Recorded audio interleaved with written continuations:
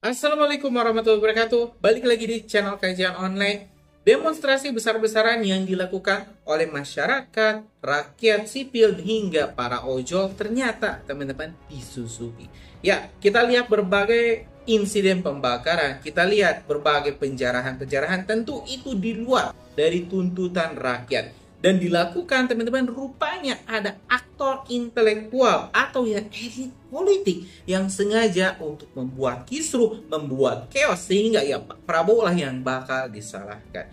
Di sisi lain teman-teman, ini ada juga desakan-desakan untuk ya memenjarakan atau ya ini menangkap para aktor-aktor intelektual tersebut, karena yang dirugikan dari penjarahan, dari pembakaran tentu adalah rakyat itu sendiri. Kita contoh saja, ada gedung DPR yang dibakar habis, ada halte busway dibakar habis, ada beberapa fasilitas-fasilitas umum yang sebenarnya itu dibiayai dari uang kita, uang rakyat, tapi malah dibakar. Dan saya yakin 100% para pendemo, rekan-rekan ojol tidak akan melakukan hal sebarbar itu. Mereka hanya ingin menyuarakan tuntutannya untuk mendesak DPR membatalkan kenaikan gaji fantastis hingga 3 juta per hari. Jadi itu jelas teman-teman, ada provokator. Dan hari ini Pak Prabowo telah menyebutkan siapa saja sih provokator-provokator yang sengaja membuat gaduh, yang sengaja ingin chaos sehingga Indonesia mungkin bisa dibilang bakal masuk dalam darurat militer. Nah, teman-teman, informasinya bakal langsung dibocorkan oleh Pak Prabowo dan kita bakal kaji bersama-sama.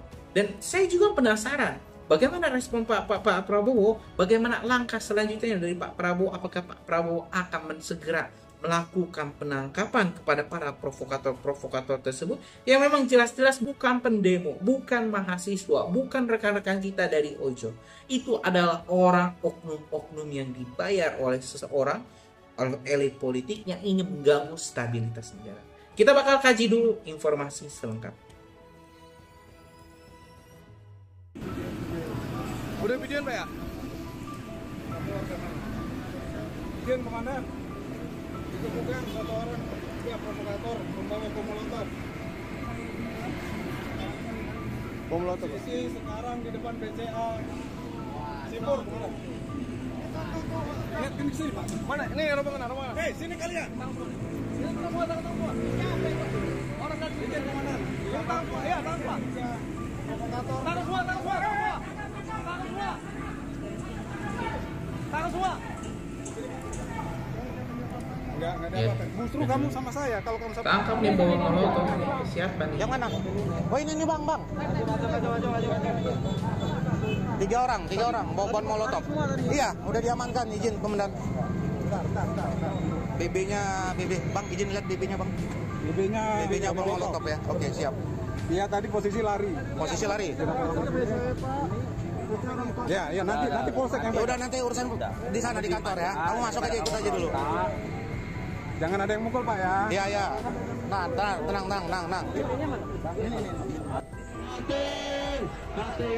Tuh, malu-maluin. Ini rakyat mahasiswa udah capek-capek demonstrasi ke DPR, mengorbankan harta, jiwa, tenaga. Malah ada oknum-oknum yang mencederai perjuangan rakyat, melakukan pembakaran, bahkan tadi ya bawa molotov. Itu kan sudah bukan lagi tujuan kita ke DPR. Malah itu bakal membahayakan juga rekan-rekan pendemo yang lain. Kita bisa bayangkan kalau misalnya terjadi insiden lain kan itu bakal masalah juga. Sabar. Pengamanan masih dilakukan atau seperti apa? Jauh-jauh kita. Artinya sampai dengan selesai semuanya kembali ke rumah. Kita simak Aparat informasi dari Pak Prabowo.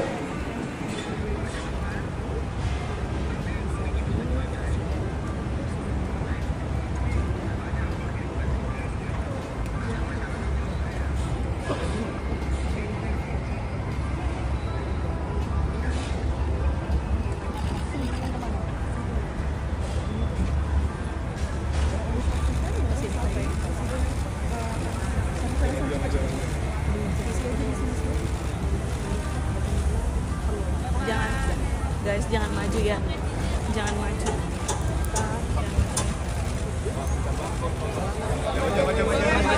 Jangan. Pak.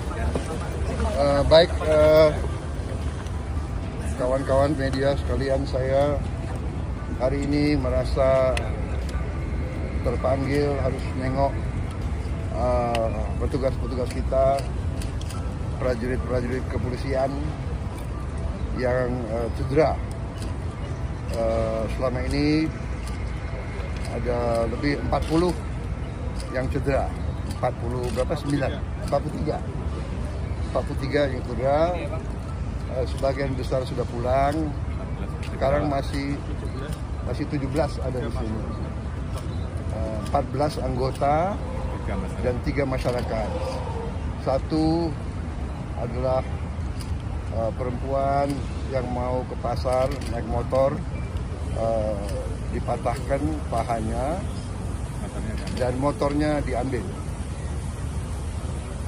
oleh katanya demonstran atau apa, ya jelas ini perusuh ya.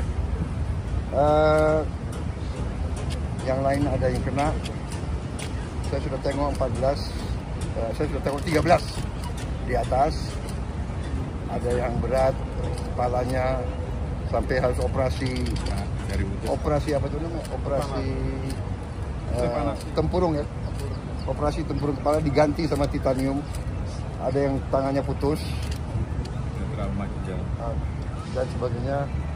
Alhamdulillah dapat disambung lagi. Ini saya mau nengok yang paling parah, ginjalnya diinjek-injek sampai rusak. Beliau sekarang harus dicuci darah. Ini saya tidak tahu, tapi kalau perlu kita cari transplantasi. Ya, kita cari transplantasi, kalau tidak bisa diperbaiki. Ya. Ginjal ini sangat berat. Saya sampaikan ke Kapolri, saya minta semua petugas dinaikin pangkat. Dinaikin pangkat luar biasa karena bertugas di lapangan, membela negara, membela rakyat, ya kan, menghadapi anasir-anasir. Kalau demonstran murni yang baik, justru oleh aparat harus dilindungi. Hak menyampaikan pendapat dijamin oleh undang-undang. Tapi ada ketentuannya. Demonstrasinya harus damai, harus sesuai undang-undang. Jadi undang-undang mengatakan kalau mau demonstrasi harus minta izin, dan izin harus dikasih, dan berhentinya jam 18.00. Di banyak tempat saya dapat laporan datang truk-truk, di situ ada petasan-petasan yang berat, yang besar, dan ini anggota banyak kena petasan. Ada yang terbakar leher, ada yang terbakar paha. Bayangkan kalau laki-laki terbakar alat vitalnya.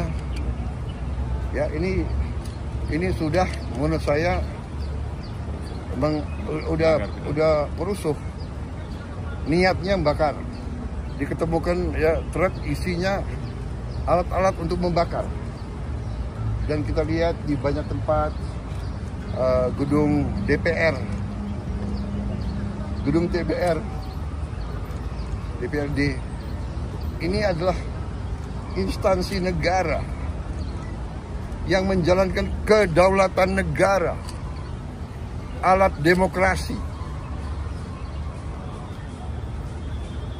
dibakar. Jadi niatnya bukan menyampaikan pendapat. Niatnya adalah bikin rusuh.